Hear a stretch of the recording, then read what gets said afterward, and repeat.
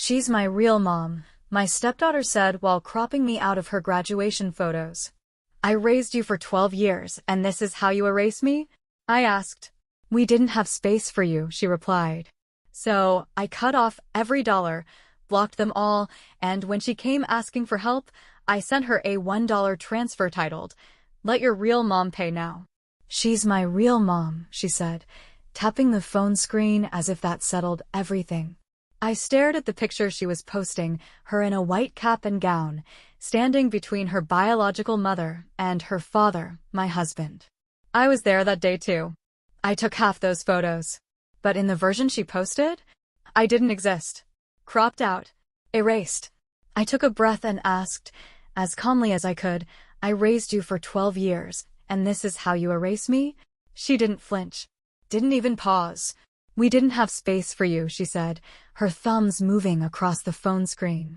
My throat burned, but I refused to cry in front of her. I turned and walked away before the words came out too raw. She didn't follow. Of course she didn't.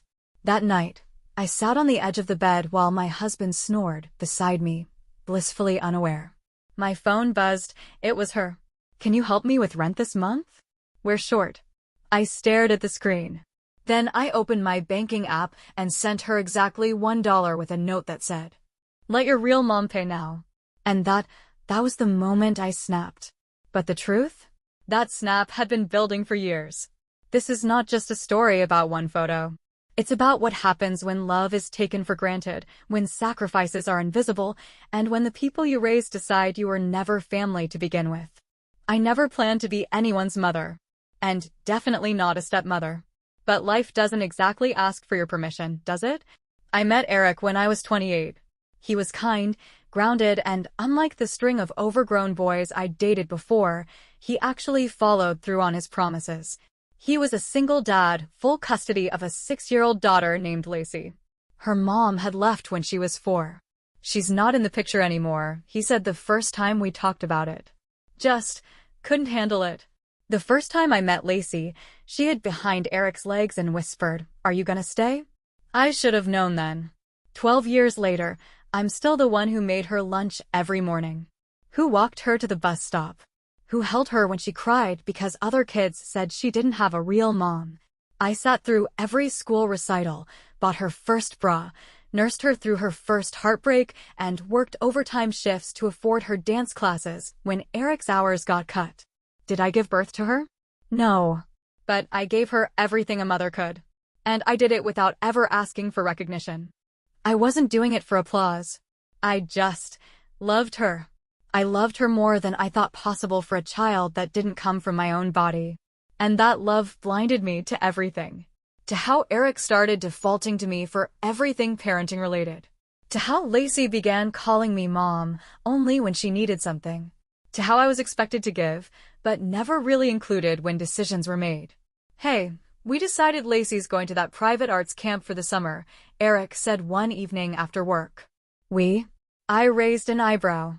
"Since when do we make decisions without me?" He looked confused, like he genuinely didn't get it. "Well, you're the one with the better credit score. Can you put the deposit on your card? I'll pay you back." Spoiler. He didn't. The camp cost me $3,200. I skipped a vacation for that. We ate pasta for 3 months. But Lacey was happy, and that's all I wanted. Then there was the therapy bill. Then prom dress shopping. Then SAT prep. Then her first car. And every single time I asked, "Are we sure we can afford this?" the answer was the same. "You know we wouldn't ask if it wasn't important." I became the invisible parent. The one who paid, managed, worried. But never counted. The truth started to crack through the surface a year before graduation. I remember the first time it really hit me, how little I actually mattered in that house. It was Lacey's 17th birthday. I planned the party. I baked the cake myself. I strung lights in the backyard. I paid for the food, decorations, everything. Her friends came.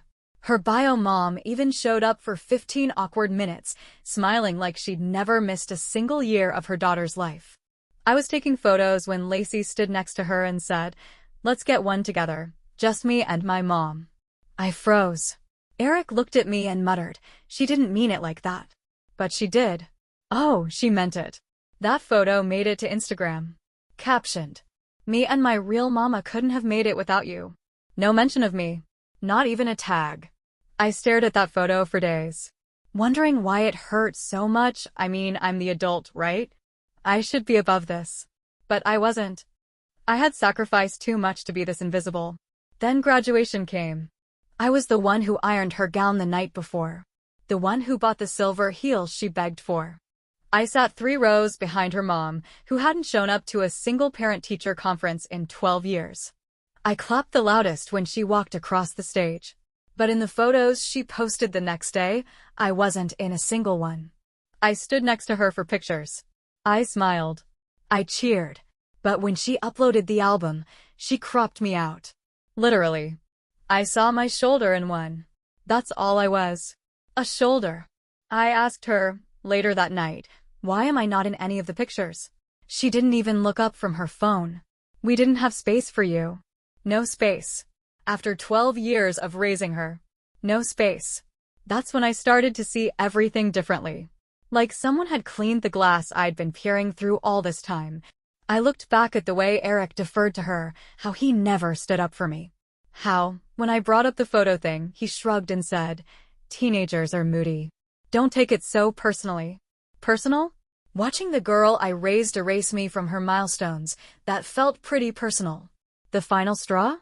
She had the audacity to DM me 2 days later and ask for help. "Hey, do you think you could spot me for rent this month? Dad said he's tight and I don't want to bug Mom. Promise I'll pay you back." Same girl who cropped me out. Same girl who said there was no space for me. I didn't reply right away. I sat with it. I stared at my bank app. Then I sent her exactly $1. And I added a note. "Let your real mom pay now." And then I blocked her. Blocked Eric. Blocked her mom. Blocked every last one of them. Blocking them should have felt like peace. Instead, it felt like lighting a fuse and watching it sizzle slowly toward a stick of dynamite. Eric showed up 3 days later. No warning. Just him standing outside my office building in his wrinkled polo, and that look he always wore when he wanted to fix things without actually fixing anything. "We need to talk," he said. "No," I said, walking past him. "We don't." He followed me. "You didn't have to be so cruel." I stopped and turned. Cruel? She erased me from her life, Eric. From her graduation. From everything. And now I'm cruel. She's just a kid. She's 19. He threw up his hands. "What do you want from us?" I laughed, short and sharp. Want? I wanted respect. I wanted someone to notice the 12 years I gave. But since that's not happening, I want silence. Go. But of course, they didn't leave me in peace. First came the texts. Then the voicemails. "Lacey, you didn't have to be petty. I just needed help. Eric, please don't turn this into something bigger than it is." And then, her mother called me. "Hi, this is Heather, Lacey's mom." As if I didn't know the voice of the woman who ghosted her own child and returned only for photo ops. "She's been crying. I don't know what you said to her, but she's a wreck." "Good," I said. There was a long pause. "I'm just trying to understand what you're hoping to achieve here." "I'm hoping you'll step up," I said coldly.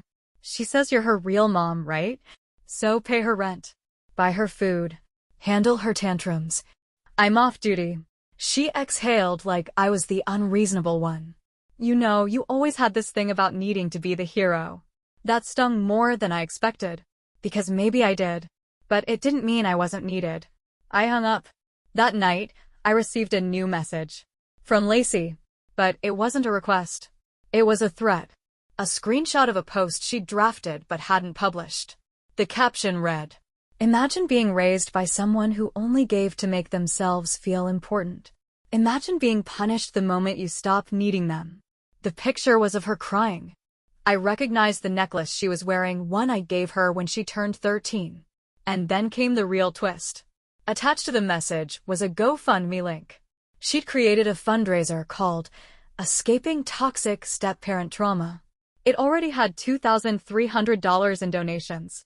Dozens of comments. She was emotionally abusive. She held money over her head. She never let her be herself. I sat on the floor and stared at it, my entire body cold. She was rewriting our history, turning me into a villain publicly, and people were buying it. I didn't sleep that night. I didn't eat. I just sat there scrolling through the comments, the reposts. And then I noticed something, a name. One of the top donors was Eric. I felt my heart cave in. $500. His note read, "We support you always, sweetheart. No one can dim your light." That was it. That was the moment the fuse reached the dynamite. The next day, I walked into the bank. I closed our joint savings account, transferred my share, the share I built, into a new account under my name. I canceled the credit card Eric always used for emergencies, called the lawyer, started the process of dissolving the marriage. I was done. But before I left that life entirely, I had one last thing to say. I screenshotted the GoFundMe, circled Eric's donation, typed a caption, 12 years. I was her parent when no one else was. I gave my time, my money, my love. And now I get this? A GoFundMe calling me abusive? Fine. Let's rewrite the story. Just make sure to include this part. I sent it directly to Lacey. No words, just the screenshot. Then I logged into my bank app. Memo line. This chapter is closed. And I blocked her, again. But the unexpected twist? She didn't stop. A week later, I got a certified letter in the mail. It was from her lawyer. Lacey was filing for reimbursement for emotional damages incurred due to parental overreach. She was suing me. I stood in the kitchen, clutching the letter, laughing like a lunatic. 12 years. Of daycare pickups. Late-night fevers. Missed promotions. Financial strain. Love. And now? She wanted to bill me for it. That was when I realized. This wasn't just betrayal. This was war. And I was finally ready to fight back. I didn't cry when I got the letter. I didn't scream. I laughed. Lacey was suing me. Me. For emotional damages. For parental overreach. 12 years of being the default parent while her biological mom disappeared into wine nights and yoga retreats, and now I was the threat? No. No, not today. I took the letter, marched straight to my lawyer's office, dropped it on his desk and said, "Let the truth be known. I want full clarity." He blinked. "You want to settle?" "I want to expose." And that's exactly what we did. We built the whole case, piece by piece. 12 years of receipts. Bank transfers with memos. Ballet shoes. SAT prep. Field trip lunch. Emails from the school listing me as the primary guardian. Medical bills under my insurance. Photos. Videos. Birthday card signed mom. And the cherry on top? An old voicemail from Lacey when she was 16. Crying after a fight with her bio mom. "I hate her. You're my real mom. I love you." I saved it. I don't know why. Maybe deep down I knew one day I'd need to remind myself that it was real. That I was real. Now it would remind the court too. The lawsuit never made it to trial, because 2 weeks before the hearing, her own lawyer dropped the case. Apparently, once he saw the file my attorney sent over, the evidence, the bank statements, the voicemail, he told her, flat out, "This will ruin you, not her." She tried to pivot. Tried to spin the narrative. She posted another Instagram story. "Some people need to feel important. But we rise anyway, #healing, #truth.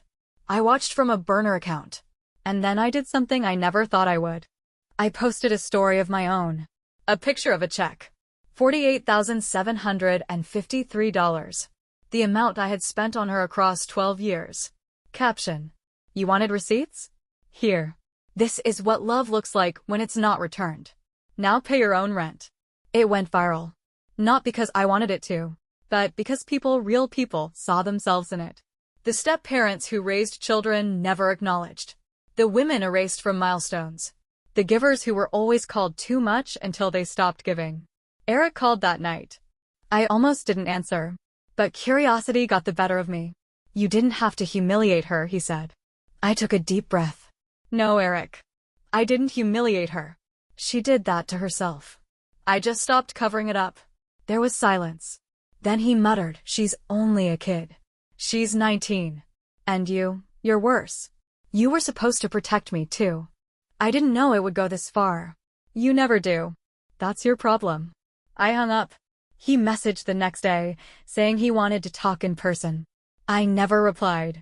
2 weeks later, a mutual friend told me he'd moved in with Lacey's mom, Heather. Of course. They deserve each other. Two people who only show up when there's something in it for them.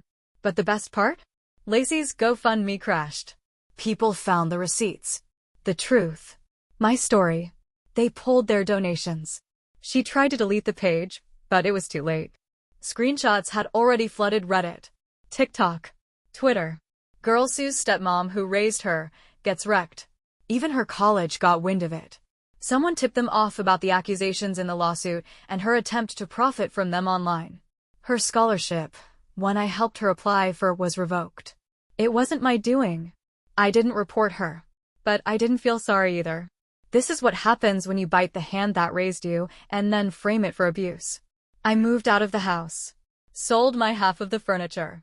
Left the keys on the counter with a sticky note. Since you like rewriting stories, here's a new one. She left. And she never looked back. I rented a small apartment. Nothing fancy. But it was quiet. And mine. And it didn't smell like betrayal. For weeks, I didn't hear a word from them. No apology. No explanation. No attempt to fix it. But then, about a month after everything, I got a letter. From Lacey. Handwritten. In ink. I stared at it for a long time before opening it. My gut twisted the whole time. Inside. I made a mistake. I see that now. I was angry, and I didn't know where to put it. You didn't deserve what I did. You were more of a mom than my own ever was. I don't expect forgiveness. I just wanted you to know the truth now that it's too late. I folded the letter, put it back in the envelope, and placed it in a drawer. I'm not ready to forgive.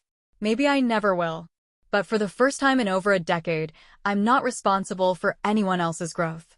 And that feels like freedom. I used to think closure came with an apology. That if you waited long enough, if you hurt quietly, gave people space, stayed the bigger person, one day they'd come back. With regret. With truth. With softness in their eyes. But closure isn't an apology. Closure is walking away while they're still lying. And that's exactly what I did. After I read Lacey's letter, I didn't reply. Not because I wanted to punish her, but because I finally understood. She wasn't ready to give me what I needed. And for once, I wasn't going to shrink myself to accommodate her growth. I took that letter, sealed it back into the envelope, and placed it in a box with other things I once thought were sacred: old Mother's Day cards, a photo of us at the beach, a pair of ballet shoes from her first recital that I once swore I'd keep forever. I didn't throw them away. But I didn't display them anymore either. They weren't memories now. They were evidence. Evidence that I tried. Evidence that I was there. Even when no one else was. I sold the house. Took the equity and used it to move across the country, somewhere coastal, where no one knew my name and no one knew hers. I got a job as an operations manager in a nonprofit. Irony, right? All those years of unpaid labor, now I finally got paid to run other people's lives. Only this time, I got to go home to silence. To peace. No slamming doors. No teenage guilt trips. No husband pretending to be caught in the middle when really, he just didn't want to be uncomfortable. For the first few weeks, I waited for the phone to ring. I told myself I didn't care. But every time it buzzed, my stomach knotted. What if it's her? What if she's in trouble? What if she's changed? But it never was. And eventually, I stopped hoping it would be. Instead, I built a life. One without apology. I joined a community garden. Took cooking classes. Started going on hikes. Got a dog, a big, clumsy golden retriever who didn't ask for anything except my attention and affection. Imagine that. Her name? Karma. I told myself it was just a joke. But every time she laid her head on my lap after a long day, I couldn't help but think, some love is real, even when it isn't blood. One afternoon, I was at the dog park when a younger woman struck up a conversation. She had that nervous energy of someone who's been through hell and hasn't quite found her way out. We talked about rescue animals, trauma, and eventually, somehow, step-parenting. My partner's kid. She hates me, the woman said, voice low. Sometimes I think no matter what I do, I'll always be the outsider. I looked at her for a long moment and said, then stop trying to belong where you're only tolerated. She blinked. That's harsh. It's necessary. She paused. Did it ever get better for you? I didn't answer right away. Instead, I reached into my phone and pulled up a picture, Karma lying on the floor, tongue out, paws splayed, eyes full of devotion. This one never cropped me out of anything. She laughed. And I laughed too. And it wasn't bitter this time. It was honest. A few months later, I got a message from someone unexpected. Not Lacey. Not Eric. But Brian, Lacey's ex-boyfriend from college. The quiet one. The one she dumped during her influencer era. He wrote, "Hey, I saw everything that happened. Just wanted to say, I always saw how much you did for her. Some of us noticed. She just didn't know how lucky she was." I don't know why that message hit me so hard. But it did. Because for 12 years, I thought no one noticed. But someone did. Someone always does. I screenshotted it. Saved it in the same folder where I kept her voicemail. Not because I needed proof anymore, but because healing isn't linear. Some days, you need reminders that you weren't crazy. That you weren't the villain. That your love was real, even if it was rejected. And as for Lacey? I heard she dropped out of college. Her scholarship was gone, and with no support system left to manipulate, reality finally sank in. She moved back in with her mom. Apparently, that didn't last long either. Heather may have loved her in the comments section, but not in actual life. Last I checked, she was working part-time at a boutique, selling dresses to girls who still think the world owes them something. Eric? Still with Heather. At least for now. From what I hear, they argue a lot. She blames him for losing control of Lacey. He blames her for being absent all those years. Neither blames themselves. How poetic.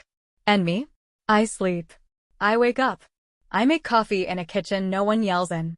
And every time someone asks if I have kids, I smile and say, I used to. They never know what to say after that. And that's fine. Because the truth is complicated. But my peace is not. I don't regret loving Lacey. I don't regret the years, the money, the holidays, the scraped knees I kissed, or the math homework I stayed up explaining. What I regret is not leaving sooner. But I'm here now. I'm whole. And the next time someone calls me just a stepmom, I'll smile and say, no, I was the mom. She just didn't recognize it until it was too late.